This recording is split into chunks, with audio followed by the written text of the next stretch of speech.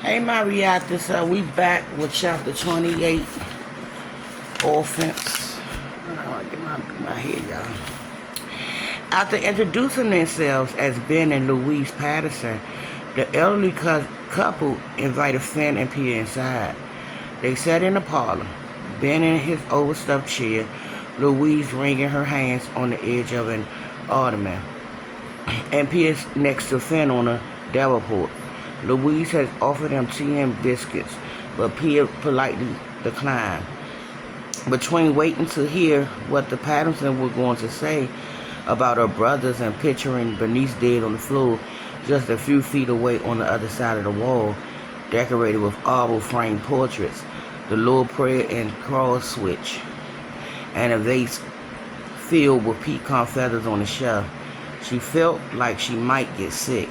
The dark eyes of the people in the photograph seemed to bore through her, judging her as if they knew what she done. We never seen her act that way, Louise said. It just came out the blue one day. Shaking his head in disgust, Ben dug a pipe from his vest pocket and cupped it in his wrinkled hand like a baby bird. She came home that day She came home that day close to hysteric, Louise said. We still don't know why, but we almost called a doctor because she kept saying she had to get rid of the twins, that she couldn't do it anymore. Ben nodded and put the pipe between his teeth, searching his pockets with one finger for tobacco. Couldn't do what anymore, Pia said. Take care of them, Louise said. She said it was too difficult and she was going to send them away on the orphan train. Pia's stomach twisted in on itself. No, please, God, not when I'm this close. She said people out west were willing to take in children. Ben said someone would be happy to have twin boys and she wouldn't have to worry about them anymore. We begged her to give them to us, but she refused, Louise said. We even offered her money, but she wouldn't take it. Not at first, she wouldn't, Ben said. He stuffed his pipe with his tobacco and lit it. But we doubled our offer. Pia swallowed a lump on her throat. I'm confused, she said. Are you saying she took your offer? Yes, Louise said. But that only guaranteed she wouldn't send the boys away on the train. We still couldn't have them. And you agreed to that, Pia said. On top of everything else, she was getting dizzy. She glanced at Finn to make sure he was still there. He took her hand and held on tight. She tried concentrating on the warmth of his skin, the width of his palms, anything to distract her from having the vapors. It was no use. She started to shake. It was the only way we could get her to promise she'd keep them in the city, Louise said, but only if we agreed not to ask where they were or try to find them.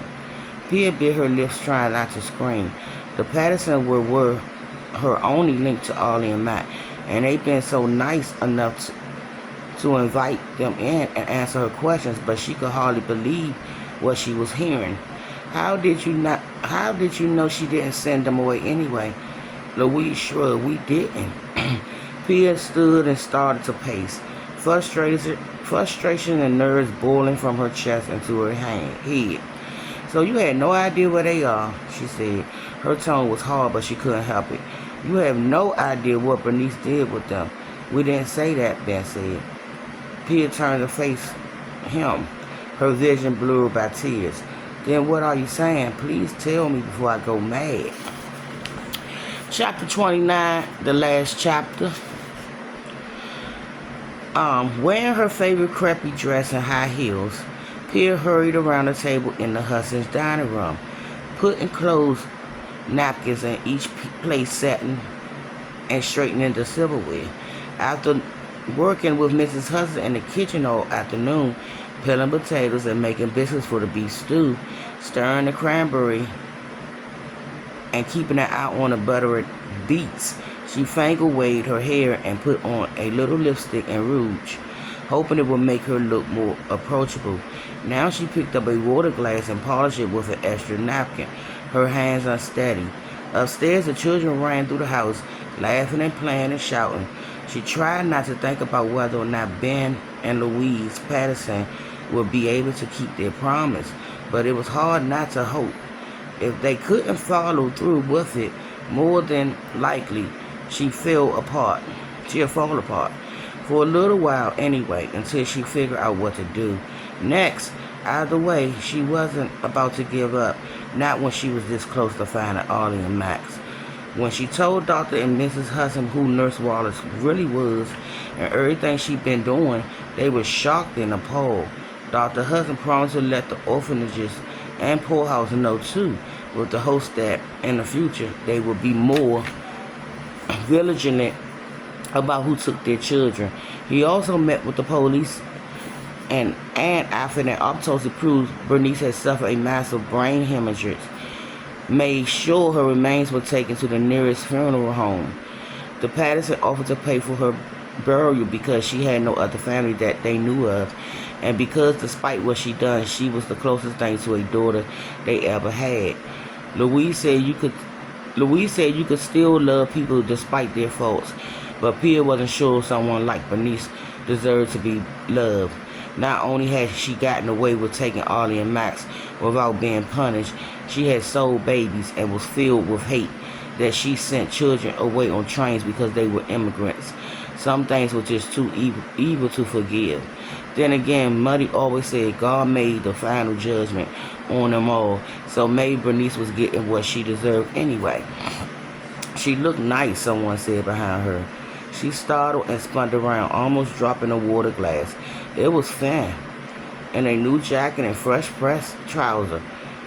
His face was clean shaven, his hair slicked back from his handsome face. You scared me half to death, she said. She set down the glasses and swatted him with the napkin. He caught it and drew her towards him, grinning. I meant to, he said. She pulled away. What if I dropped the glass? I would have picked it up, he said. Ha ha, she said, very funny. I'm about ready to have the vapors and you're making jokes. What if the glass has broken and I had made a mess to clean up on top of everything else? He ran gentle fingers along her forehead, pushing a straight piece of hair from her eyes. Try to relax, Les. There's no reason to be nervous. She sighed and rested a hand on his arm. It felt wonderful after all this time to finally enjoy human contact.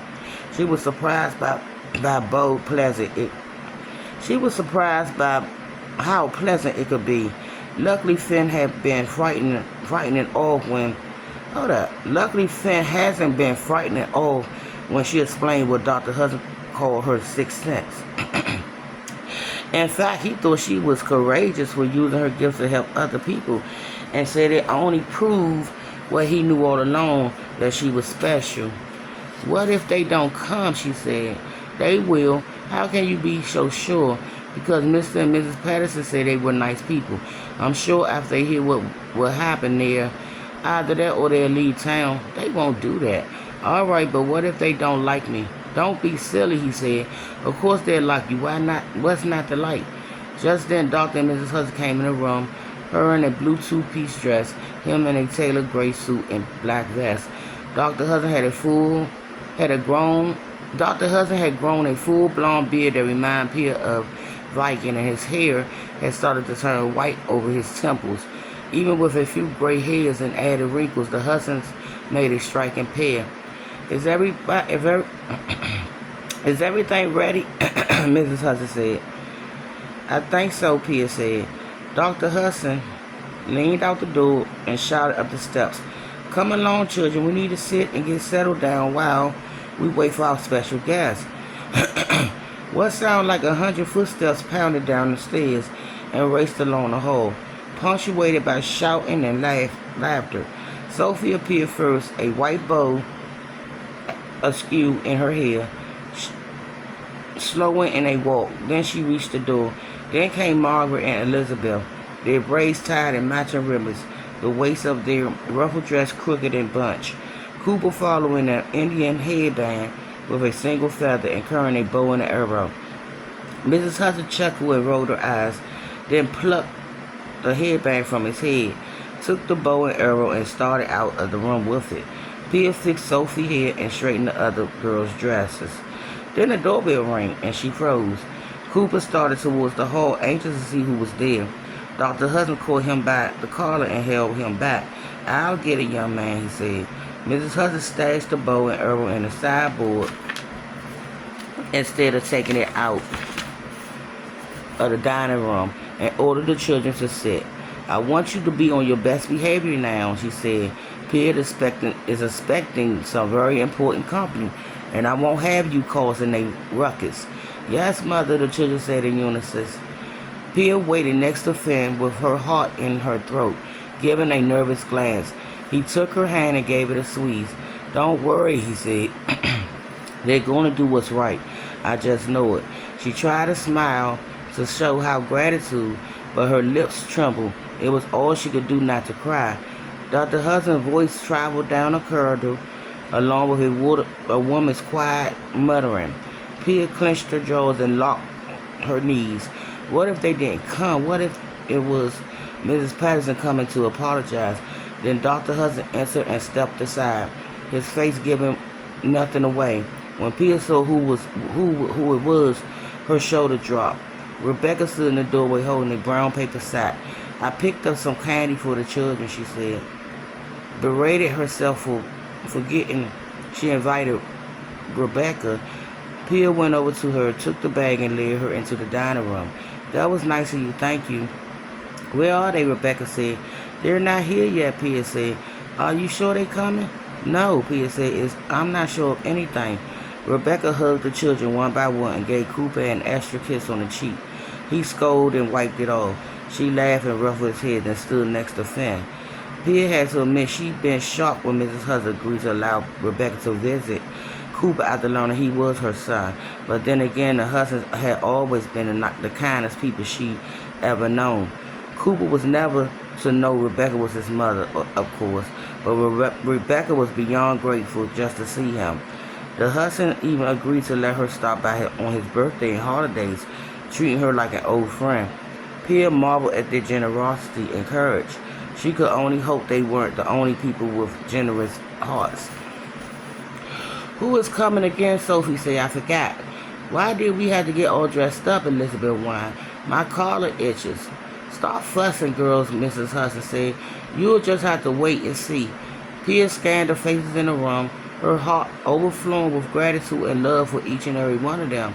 She couldn't believe they were all here, ready to care for her and help her, no matter what happens next. Dr. and Mrs. Hudson has been good to her all these years.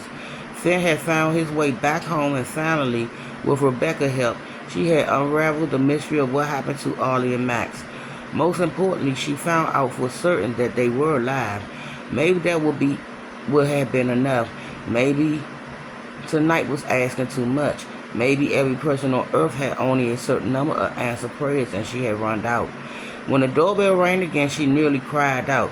Despite her earlier decision to wait in the dining room to avoid looking too eager, she followed Dr. Hudson into the hall and out to the foyer. She couldn't just stand there and wait to see what happened. Her nerves wouldn't allow it. She hurried past Dr. Hudson, braced herself, and yanked open the door. Mr. and Mrs. Patterson stood on the porch, holding the hands of two young boys, each grasping a wooden truck. A young couple stood beside them, staring at Pia with nervous eyes. Pia felt herself sway, slightly enough that no one else had noticed, but enough to send a rush of panic through her. She couldn't faint, not here, not now.